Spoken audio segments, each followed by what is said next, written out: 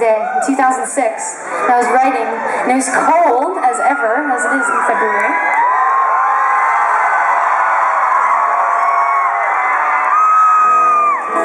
And this is one of the first songs I wrote that helped determine my sound and where I was going with music, and Toronto has played that part. So sing with me loud and clear if you know these words.